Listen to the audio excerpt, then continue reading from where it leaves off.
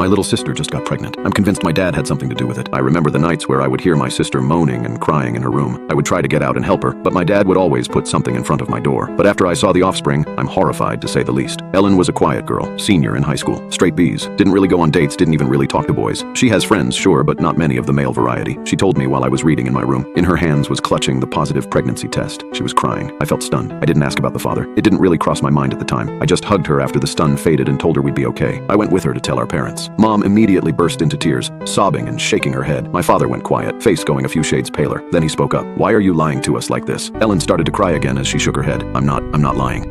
My dad slapped the pregnancy test from her hand and stuck his finger in her face, his voice raising to a shout. "I taught you better to lie to us. What is this? You trying to hide your grades from us?" I didn't know how to react to that. Ellen just sobbed and ran back to her bedroom, slamming the door shut. My dad turned his rage on me next. "Did you put her up to this? Do you think this is funny?" I bolted next. I'd never seen my dad this angry, and I didn't want to bear the brunt of his anger. I figured when they'd calm down, they'd see reason and help Ellen cope with what was happening. They didn't. Ellen tried to bring it up the next morning with just Mom around, but her lips pressed together firmly, and she refused to answer. Ellen pleaded with her to see reason, but she just told us to pick up some things from the store on the way home from school and left the table. Ellen just buried her face in her hands, past tears and just confused. I patted her on the back and told her I'd come up with a way out of this. That afternoon, I Googled abortion clinics near us, made a plan. I technically only had my driver's permit, but Ellen couldn't drive herself back after the procedure, so I figured what the heck, might as well try to get away with it. I shared with Ellen my plan, and although she was hesitant, I convinced her this was the only way she could get out of this. When we attempted to go out for ice cream the next afternoon, Dad stopped us. I forgot to erase the browser history. He screamed at us, telling us we were both going too far with our little joke and that we were grounded until Ellen confessed to lying. His face was bright red. A vein was popping out so far in his forehead, I thought it was going to pop. Dad was always hot-tempered, but I'd never seen him like this. The moment Ellen opened her mouth to say something, Dad punched her in the jaw. Actually punched her, and he's no small guy, so he hits hard. Ellen hit the floor. I saw her spit a bloody tooth on the ground before she started sobbing. I dragged her by the arm as Dad screamed after us, how we weren't leaving this house for anything but school until we came clean. I helped clean up Ellen's mouth, wiping away the blood and managing to sneak down for some frozen peas to press against her jaw. She shook her head and looked at me. "I'm pregnant. You believe me, right?" It didn't really matter if I believed her or not, because she was. Over the next few weeks, Ellen would be nearly knocked over with morning sickness. Morning sickness is giving it too much credit. She had days where she was slumped over the toilet, unable to keep much of anything down. If Mom caught her, she'd just say Ellen had the flu. If Dad caught her, he'd call out her prank and make her get dressed for school. It was hell, actual hell, and I could only stand by and watch. Ellen wasn't sent to the doctor for prenatal care. I did my best with school computers to research how to help, but the help of a 15-year-old isn't exactly much help. I wasn't a medical professional after all, and that's what she needed. As her belly swelled, Ellen became a joke of the school. Rumors spread about how she slept with one of the teachers to pass her class, or that she had no idea who the father was because she'd been fucked by anyone who would take her. To her credit,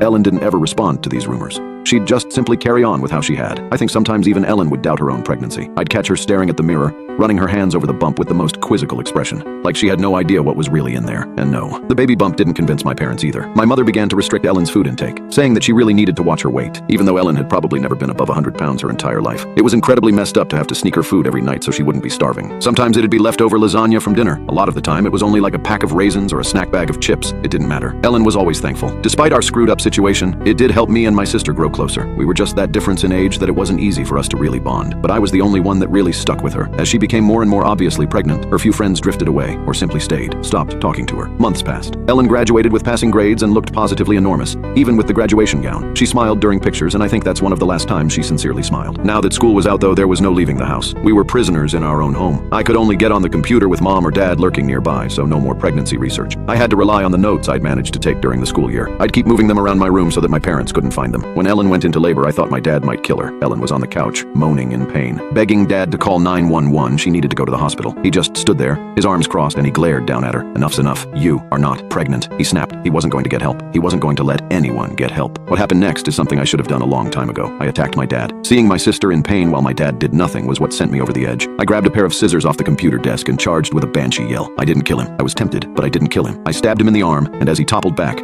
I helped Ellen off the couch and got her into a room. We didn't have locks on our door, but I blocked it off with a chair and prayed that would be enough. Ellen laid on her bed, clenching her sheets and screaming as another contraction shook her tiny frame. The whole thing was a blur, really. I held my sister's hand until she nearly crushed it. I got her old baby blanket out of the closet, and I told her that she could do this. Her screams shook the windows. At least I thought it was her screams shaking the windows. But I realized that the house was shaking. I remember thinking that this would be the time for an earthquake, when I realized it was time to catch the baby. My niece was so tiny, so still. Her skin was tinted blue, and I thought she was dead, until she opened her mouth and cried. My sister looked up at me, her face white as a sheet and covered in sweat. I did my best to clean off the baby and wrapped her in the blanket, handing her to my sister, and smiled. I heard footsteps behind me, and I felt the hair on the back of my neck stand up. Had my dad gotten in during the insanity? I turned around. I can't quite describe what was behind me, only that it was tall. Its head brushed the ceiling. The room seemed to grow dark with its presence, its features hidden by a black cloak that brushed the floor. I nearly jumped out of my skin when it spoke. its voice low and ominous. "Is the child healthy?" it asked. I gulped. "I think so." My sister looked up and relief poured over her face. "You're here. I thought you wouldn't make it," she said, a true smile crossing her face. "I wouldn't forget you." The creature crossed to the bed and gingerly picked up my sister. I caught a glimpse of what was under the cloak's hood. Strangely, I think he was rather beautiful, with dusky blue features and eyes pure black. He nodded at me. "She'll carry a form of your name, child, and for your kindness." He pulled a small pouch from his pocket, setting it in my hand. I undid the string, and sparkling gold pieces poured into my hand. The strange man walked to the closet, opening it up. I could hear my niece squall and my sister excitedly tell the stranger how happy she was to see him. The door closed behind him. I got to my feet and opened it up. There was nothing there except for a few of my sister's dresses and some mismatched shoes. I sank to the floor, wrapping my arms around myself and allowing myself to cry as my dad finally broke in. I've never seen my sister again, although sometimes late at night I can see a small child peering in from my closet. She has my sister's eyes.